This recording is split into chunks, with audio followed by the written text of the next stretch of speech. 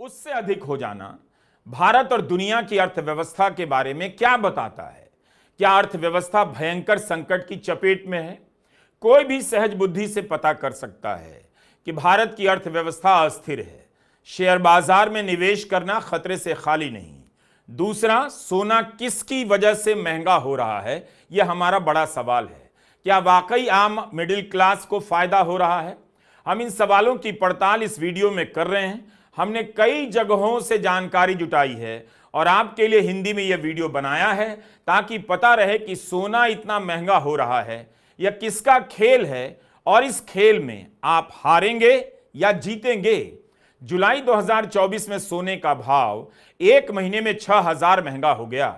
1 जुलाई 2024 को 10 ग्राम सोने का भाव 67,850 रुपए था। 17 जुलाई को बढ़कर 73,880 रुपए हो गया, लेकिन गिरा भी। 31 जुलाई को 68,820 रुपए पर आ गया। उसके बाद से सोना ऊपर नीचे होता रहा और अब 10 ग्राम सोना 1 लाख रुपए से अधिक का हो गया है। 10 मई 2024 को अक्षय तृतीया थी। उस दिन 10 ग्राम सोने का भाव 73,240 रुपए था। 11 महीने में 10 ग्राम सोने का भाव 96,000 रुपए पर पहुंच गया। 31% से ज्यादा का फायदा हुआ। इस साल अप्रैल महीने की शुरुआत में 10 ग्राम सोना 91,000 के रेट पर पहुंचा। अभी महीना खत्म होने में 8 दिन बाकी है। सोना 1 लाख से ज्यादा का हो गया है। जिसने सोने में निवेश किया है पहले, वो आज मुस्कुरा तो रहा होगा। तो कौन है आप में से स्मार्ट जो पिछले 1 साल में या उसके पहले से सोने में निवेश कर रहा था? यह पता किया जाना चाहिए कि सोने में निवेश करने वाले कौन कौन हैं। मिडिल क्लास, आम गृहिणियां या बड़े बड़े धनवान जो अपना पैसा शेयर बाजार और कंपनियों से निकालकर सोने में गाड़ रहे हैं। मत भूलिए कि बैंकों ने बचत खातों पर ब्याज दरें घटा दी हैं आपके लिए। कई बैंकों में सेविंग अकाउंट पर ब्याज दर 3% या उससे भी कम कर दिया गया है। फिक्स डिपॉजिट के रेट घटाए जाने लगे हैं। आपका पैसा मिट्टी होता जा रहा है और सोने के दाम के लिए आपको मेडल दिया जा रहा है। यह कुछ ज्यादा नहीं हो रहा। कोटक महिंद्रा बैंक के उदय कोटक भारत की गृहिणियों की तारीफ कर रहे हैं। कह रहे हैं वे दुनिया में सबसे स्मार्ट फंड मैनेजर हैं। सरकार, सेंट्रल बैंक और अर्थशास्त्री को भी भारत से सीखना चाहिए कहते हैं। क्या सचमुच यह भारत की महिलाओं का चमत्कार है कि उन्होंने सोने में निवेश किया?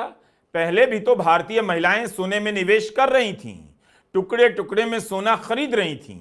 क्या पिछले 2 साल में ऐसा कुछ देखने को मिल रहा है कि भारत की महिलाएं सोना खरीदने लगी हैं? उनके पास इतना ज्यादा पैसा आ गया है कि 10 ग्राम सोने का भाव वो खरीदते खरीदते 1 लाख के पार ले गई हैं।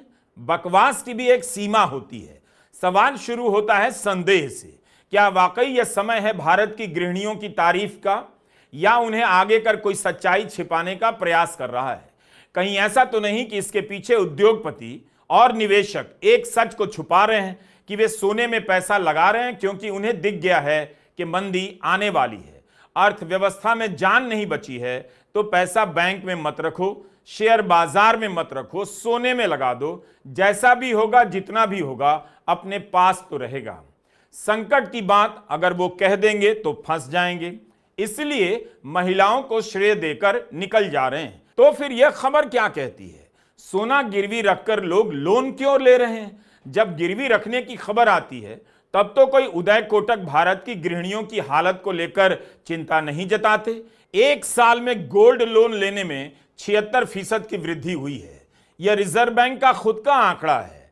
कुछ अनुमानों के मुताबिक भारत के परिवारों के पास 24,000 टन सोना है। दुनिया भर के बैंकों में जितना सोना जमा है, तकरीबन उतना सोना तो भारत के घरों में है। तो क्या आप इस सोने से ही लोन लेकर अपना घर चला रहे हैं? लोगों के घरों में जो सोना है उससे अर्थव्यवस्था पर क्या असर पड़ रहा है? खबरें हैं कि reserve bank of India gold loan देने के नियमों में बदलाव करने की तैयारी में है। गोल्ड लोन पर जारी हुई ड्राफ्ट गाइडलाइन में लिखा है कि बैंकों और एनबीएफसी को गोल्ड लोन देने में अपनी सभी शाखाओं में एक समान प्रक्रिया अपनानी होगी। कलेक्शन